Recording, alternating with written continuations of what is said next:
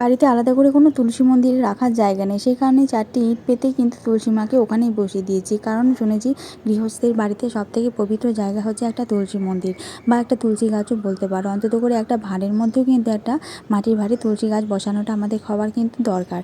আর বাড়িতে কিন্তু কোনো নেগেটিভ এনার্জি বলো বা যে কোনো কিছু, তার জন্য তুলসী গাছটা অবশ্যই প্রয়োজন। সকাল থেকে রান্নাবান্না শুরু কিন্তু করে দিয়েছি, এদিকে কিছু করো বা না করো রান্নাবান্নার তোড়জোড় তো সকাল থেকেই করতে হবে। এটা হচ্ছে গাজরগুলোকে মোটা মোটা করে কেটে দিয়েছি। এগুলো কিন্তু নিরামিষ ঝোলের মধ্যে বেশ ভালোই লাগে। আর ডাঁটা, আলু এইসব দিয়ে একটা মানে ঝোল টাইপের আর কি বানাবো। আর এখানে আছে শসা, তো এই ডাঁটা দিয়ে আলু দিয়ে ঝোল কিন্তু বেশ ভালোই লাগবে।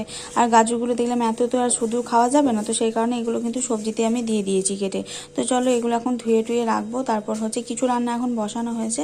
বা নিজের এই আর্থিক পরিস্থিতি বা যে কোনো ধরনের পরিস্থিতি বলতে পারো, সেটাকে একটু যাতে পরিবর্তন করতে পারি, তার জন্য প্রত্যেকটা মানুষ কিন্তু ছুটে চলেছে প্রত্যেক দিন নিজের পরিস্থিতিটাকে পরিবর্তন করার জন্য। তো সকাল থেকে শরীরটা খারাপ থাকুক বা কিছু থাকুক না থাকুক, পেট কিন্তু মানবে না।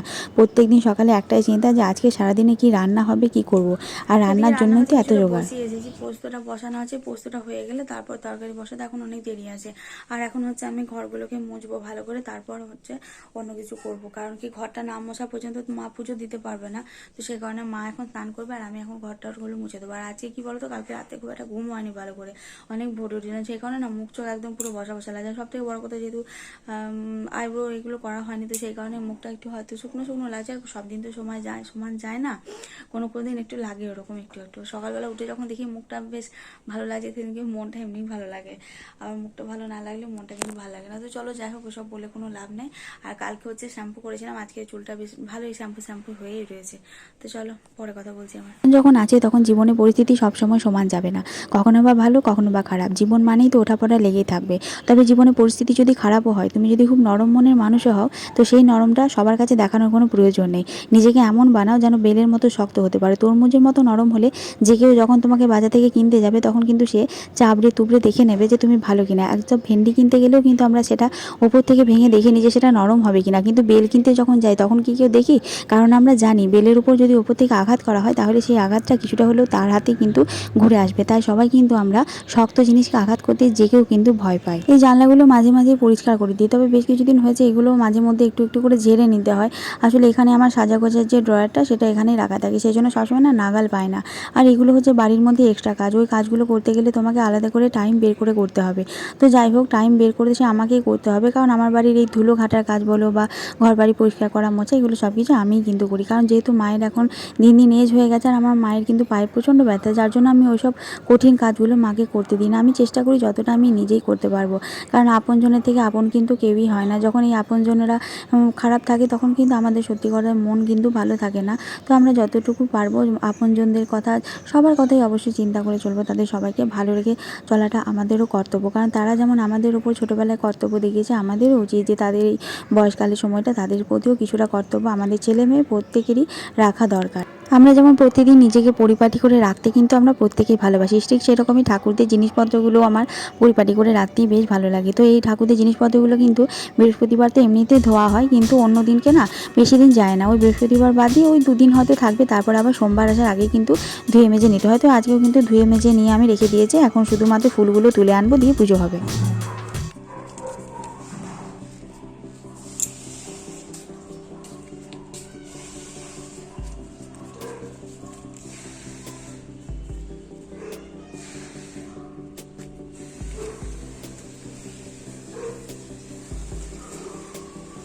তো দেখো আজকে ফুল ফুটেছে অনেকগুলো বলতে এই দুটো জবা ফুটেছে, আর ওই দিকে একটা আছে সাদা জবা। তো চলো এগুলো এখন আমি হচ্ছে কয়েকটা তুলে নেবো ফুলগুলো। আজকে তো বৃহস্পতিবার, তো মায়ের স্নান করতে করতে ততক্ষণ আমার ফুলগুলো তুলে রেডি হয়ে যাবে। আর এই দেখো এই ফুলটা বেশ সুন্দর, অনেকটা বড় করে ফুলটা ফুটেছে। তবে এই ফুলটা না ভাঙতে গেলে খুব অসুবিধা হয়।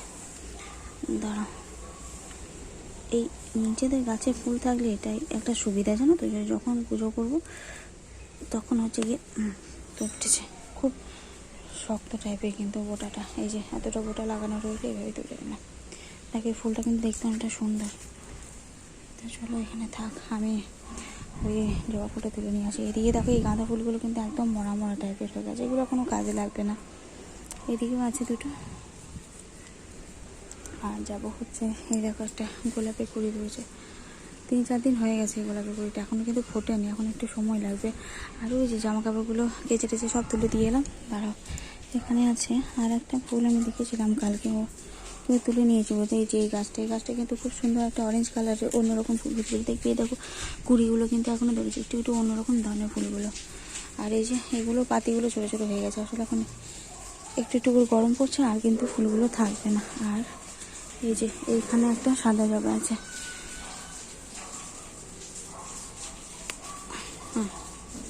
তো ব্যাস আমার ফুল তোলা এখানেই কমপ্লিট।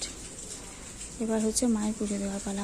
আমার কাজ সব কিছুই এখন কমপ্লিট হয়ে গেছে, এখন হচ্ছে মা পুজো দিয়ে দেবে, ব্যাস তারপর আমি যাব স্নান করতে। তাহলে মোটামুটি আজকের দিন কমপ্লিট। এই যে এখানে 3 রকমের 3টে জবা পেয়েছি, আর কিছু গাঁদা ফুল কিনে এনেছে, সেগুলো তো ঘরের মধ্যেই রাখা আছে।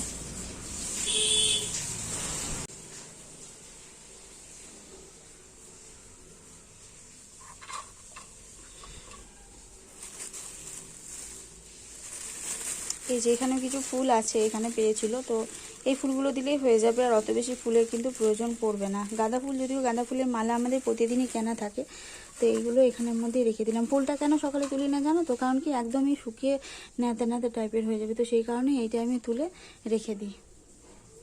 স্নান টান সেরে এসে এখন আমার পুজো দেওয়া পুরোপুরি কমপ্লিট। আর ঠাকুরকে যখন সুন্দরভাবে সাজিয়ে পুজো দেওয়া হয় তখন কিন্তু অনেকটা দেখতেও সুন্দর লাগে, আর নিজের মনটাও বেশ খুশি খুশি লাগে। আর এই হলুদ জবাটা দেখছো না, হলুদ জবাটা কিন্তু বেশ আজকে যে দিলাম, এটা এখন সেই কালকে পর্যন্ত ওই রকমভাবেই শক্ত হয়ে মোটা হয়েই ফুটে থাকে। কালকে গিয়ে তখন একটু করে ছোট হয়ে আসে। এই কলা, মন্ডা, তারপরে হচ্ছে লাড্ডু, এই সব কিছু দিয়ে ঠাকুরের যেমন পেরেছি তেমন ভোগ প্রসাদ দিয়ে ঠাকুরের পুজোটাও করে নিলাম। ঠাকুর পুজোটা হয়ে গেলে কিন্তু সারা দিনে একটা মনের শান্তি লাগে, আর বেশ মনটাও ভালোই লাগে যে হ্যাঁ আজকের মতো পুজোটা আমার কমপ্লিট হয়ে গেছে। সকাল থেকে নিয়ে কিন্তু শুরু করলে এই যতক্ষণ না ঠাকুর পুজোটা হচ্ছে ততক্ষণই মনের একটা টেনশন থাকে যে কখন পুজো দেবো, কখন তারপর সব কিছু আমি রান্নাবান্নার দিকটা একটু ভালোভাবে দেখতে পারবো। গ্রামের কাজ আর শহরের কাজ, এই দুটোর মধ্যে কিন্তু অনেক তফাৎ আছে। গ্রামে যখন যাই তখন ভাবি যে হ্যাঁ শহর ভালো, শহরে যখন আসি তখন মনে হয় যে গ্রামে ভালো। তবে দুটো জায়গায় ভালো, শহরও ভালো, নিজের গ্রামকেও কিন্তু কোনোদিনও ভুলতে পারি না। সত্যি গ্রামের কাজকর্মগুলো কিন্তু দেখানোর জন্য ব্লগের মধ্যে একদম অন্যরকমই দেয়। Hello everyone, good evening. তো এখন বাজে রাত 8টা, অনেকক্ষণ সন্ধ্যা দিয়েছি, তারপর চাটা একটু খেলাম।